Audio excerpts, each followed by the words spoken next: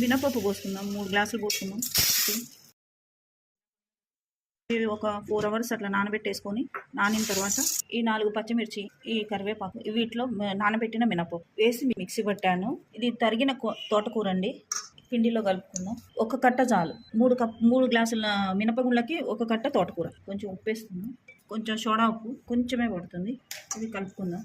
ఇలా కలుపుకోవాలి, కొంచెం ఇలా కలుపుకోవాలి. జీలకర్ర వేసుకుందాం, ఈ మాత్రం జీలకర్ర పడుతుంది. వడలు వేసుకుందాం అండి. ఈ కవర్ మీద నూనె కవర్ ఉంటుంది కదండి, అది తీసుకొని దాని మీద కాస్త నూనె రాసుకొని దాని మీద ఇలా పిండి పెట్టుకోవాలి. ఇట్లా ఒత్తుకొని ఇలా హోల్ పెట్టుకోవాలి. మీకు ఇష్టమైతే హోల్ పెట్టుకోండి, లేకపోతే లేదు. ఈ రంధ్రం పెట్టుకోవడం వల్ల ఏంటంటే చుట్టుపక్కల మొత్తం ఉడుకుతుంది.